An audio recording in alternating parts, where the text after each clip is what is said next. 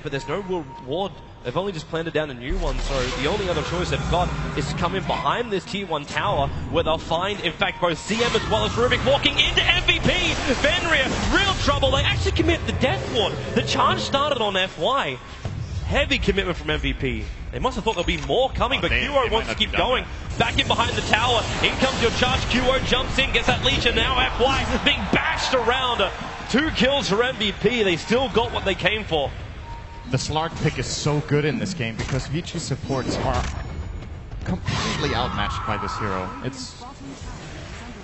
They don't have any defensive abilities, they don't have any mobility whatsoever. So the moment QO comes in close, if he gets the pounce on Rubik or CM, they're dead. There's no counterplay until they get a Ghost Scepter, which is super far away for both of them. In the words of Shiva, they're just so squishy on VG Gaming. This is the reason why we were thinking, like, and even something like a Spectre would just be able to just pop in. The Lina, the CM, the Rubik would just take so much damage early on, but when you've got QA that keeps charging around, speaking of that, March going to have a move up towards Hal.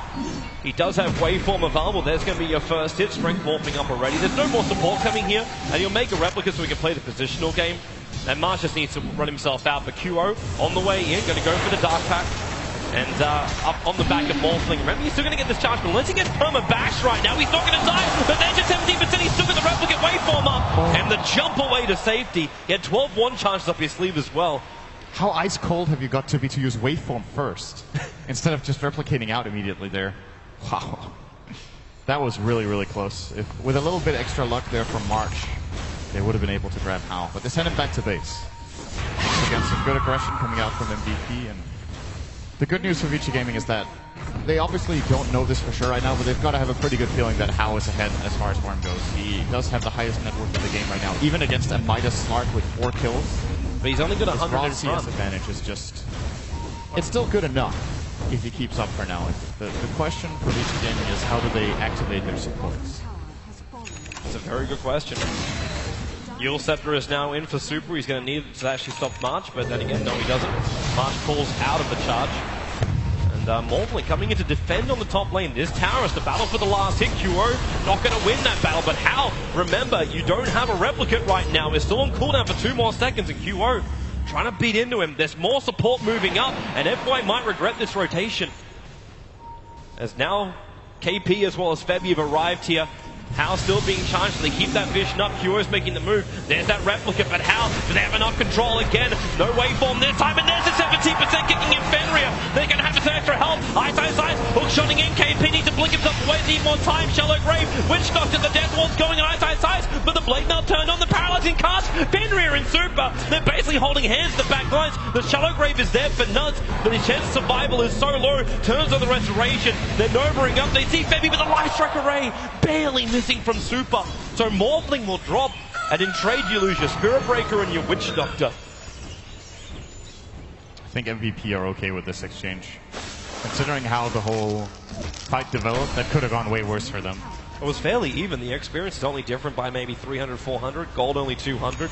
That's from our teamfight recap. So it's not much of a difference. And now you actually get something like a Blink Dagger over on QO. You thought life was hard as a support before. It's about to get a lot harder.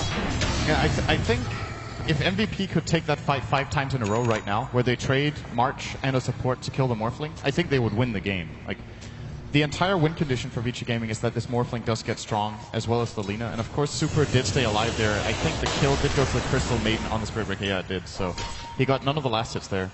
But the Slark is starting to get a really solid grip on the game. That 1 kill on Morphling, you remember a moment ago I said Morphling was 100 ahead? He's 1,000 behind. That's the kind of shift you get from making a play like that. And QO, as long as the Lina doesn't just blow him up in a combo, there's almost nothing countering him out. We see a quick Orchid here as well from KP. Very good item against both Morphling and the Lina, although she does have a Eul's to be used defensively, of course.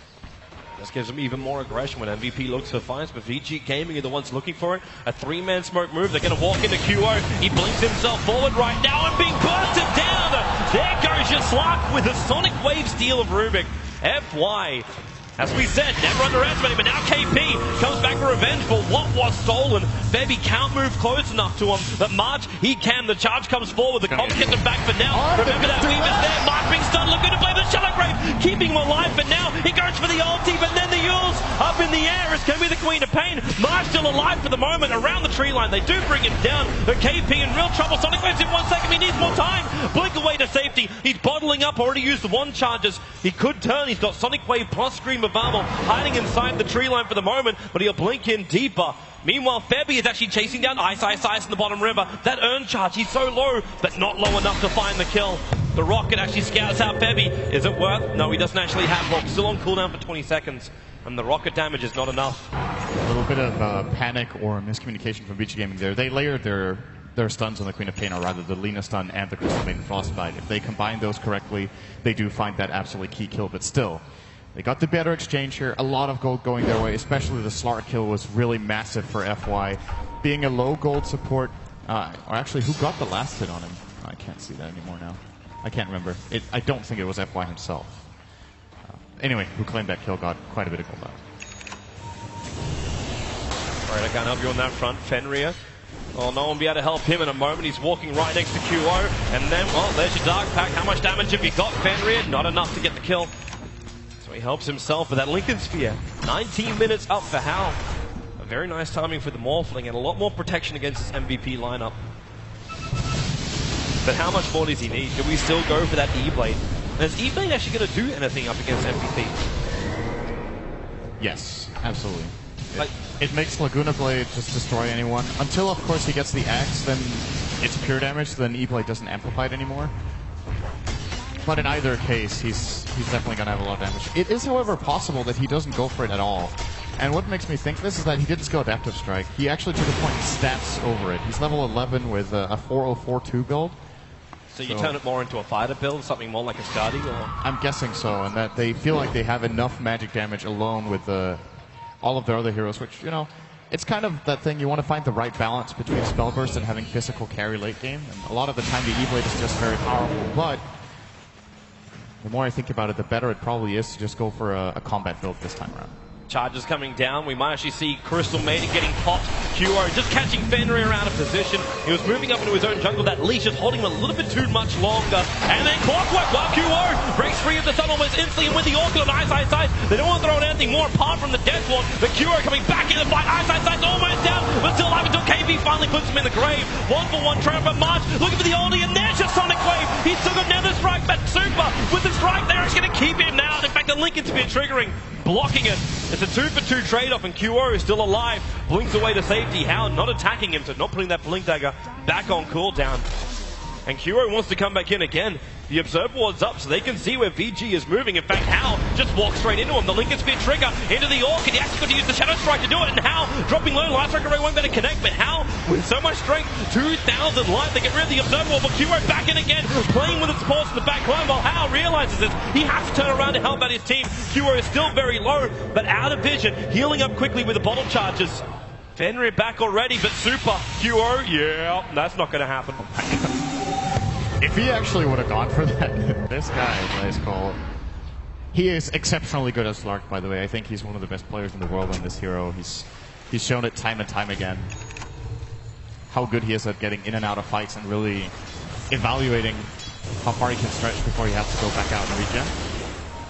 This fight, he makes the right call not to chase one more time onto the Lina. He would have pretty much surely died. But his pressure onto the VG supports, the second he did that, like, you saw Morphling. Hal was almost certain he was having himself a kill right there, and then realized he has to turn around and help out the rest of his teammates. That pressure from Slark. You're always looking behind you. March should be doing the same thing as he's about to get initiated on. There's still 1,700 life to get through. Yule's into the Light Strike, plus Laguna Blade. It sounds like a lot, but it really isn't when you have that much damage on VG. But then you have Alina, and then 1,700 is not much. And there's 400 gold from the Ags. So the Super's about to get a big upgrade with his ultimate. I'm wondering if VG Gaming are expecting that a BKB will come out sometime soon. It looks like the Queen of Pain actually is building one, so that's going to be very nice for dealing with KP. For Super, as their physical damage output right now is, as we talked about, really underwhelming.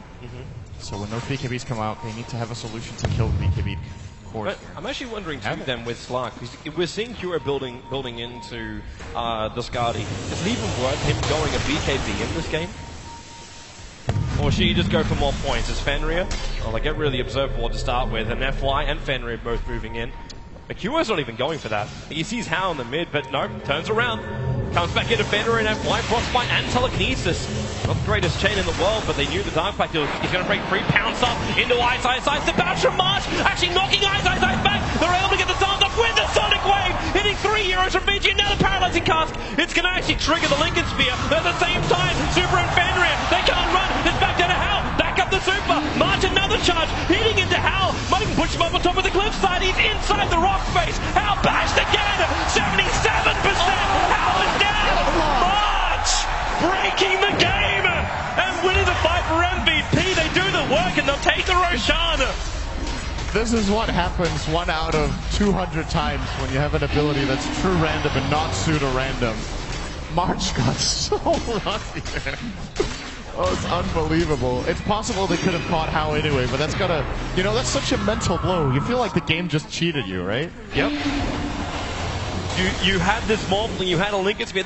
The sad thing is, too, the Paralyzing Cask works so well against it. It triggers a Lincoln Sphere, but it doesn't actually stop the cask from bouncing. So it bounces up and then straight back down. He still gets stunned. The Lincoln Sphere actually became a non-factor. Apart from stats and regen. That's all it was. That was such a good cast. I think it got all the bounces off. It bounced between Lina and CM at least 3 times. Yep. It even came back down to the Morphling after they were looking for the kill. It's... Wow, look at that spike up. That's... For the first time in 24 minutes, the entire game, MVP are actually leading by a smidge on the gold, and the net worth up by 6,000 they gained during that last engagement. This is when you want to put on the pressure if you're MVP. QO is getting close to Skadi, and it's almost impossible for VG Gaming to kill him twice. Wait a second, Lina went in a different direction. We thought she was going to go for the axe. Yeah, hey, wait, what? It's a soul boost.